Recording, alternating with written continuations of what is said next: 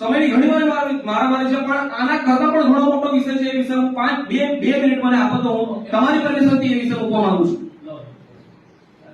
હાલ ફિલહાલમાં 40% અને 60% ના રેશિયાથી આદિવાસીની નોકરીઓ ખતમ થઈ રહી છે. આ બોગસ પ્રમાણપત્રો કરતા પેરેલલ એના જેટલો મહત્વનો અને વિકરાળ પ્રશ્ન છે સાહેબ.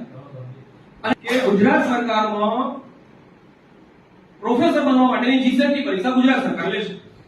તો એનું જે રિઝલ્ટ છે એ કેટેગરી વાઇઝ આવે છે કે એસટી એસસી ઓબીસી વાળાનું આટલું રિઝલ્ટ આટલા ટકા એ અટક્યું. ગુજરાત સરકારની પ્રોફેસર બનવા માટેની જીસેટની પરીક્ષા આવી રીતે કેટેગરી વાઇઝ મેરિટ આપતી હોય તો 1 ધોરણથી 12મા ધોરણ સુધીની ટેટ ટાટની પરીક્ષાઓ છે, એમાં કેમ ક્રાઇટેરિયા લાવેલા છે? 9-10 ના શિક્ષક બનવા માટે કે 11-12 ના શિક્ષક બનવા માટે 200 માર્ક્સના પેપરમાંથી 120 માર્ક્સ લાવવાના. 120 માર્ક્સ લાવવાના થાય તો એ 60% માર્ક્સ કહેવાય. હવે 60%, હવે સમજો, 60% marks ST SC OBC open બધા માટે સરખા છે. જો બધા માટે સરખા હોય તો પછી આરક્ષણનો કેમ નીકળે છે? કોઈ મતલબ નથી રહેતો. અને જ્યારે ભરતી કરવાની વાત થાય ત્યારે આપણા કેન્ડિડેટ નથી મળતા. શું કામ? તમે પહેલેથી જ રોકી લીધેલા છે કેન્ડિડેટને. તો આરક્ષણનો સીધી લીટીમાં અહીંયા છંદ ઉડી રહ્યો છે. સીધી લીટીમાં. એક બાજુ તમે જીસેટ માટે કેટેગરી પ્રમાણે મેરિટ આપો છો, બીજી બાજુ શિક્ષકો બનવા માટે તમે અલગથી ક્રાઇટેરિયા લઈ આવેલો છો. ને ક્રાઇટેરિયા બધા માટે સરખા હોય તો પછી આરક્ષણની નીતિનો મતલબ શું થાય છે? 60% માર્ક્સ બધા માટે ફરજિયાત છે.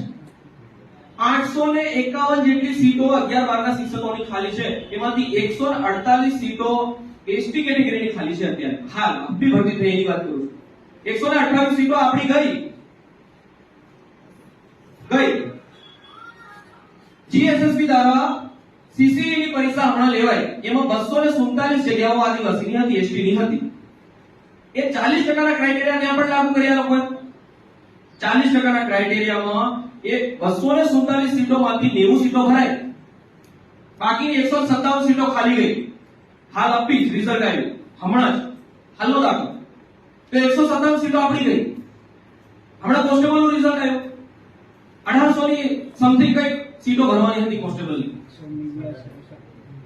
એના અંદર ડબલ માં ગયા છે લોકોએ, ડબલ ઉમેદવાર ડીવી માટે. તો એમાં પણ ડબલ માંગ્યા તે છતાં પણ આપણા ઉમેદવારને મળી ગયા 189 ઉમેદવારો ઓછા પડી ગયા. શું કામ? ક્રાઇટેરિયામાં નથી હતું. આપણા છોકરાઓ મેદાનમાં 25 માંથી 25 લાખ કોન્સ્ટેબલ ને પીએસઆઈ. સાચી વાત છે સાહેબ? એમને ખબર પડી કે ભાઈ આ વસ્તુ છે.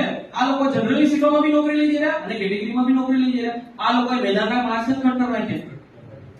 વિચાર કરો. અને એમાં એ અને બે નામના બે ડિવિઝન લઈ આવ્યા. એમાં ગણિતના રીઝનિંગ એટલું બધું પૂછી દીધું કે આપણા લોકો ત્યાં જઈ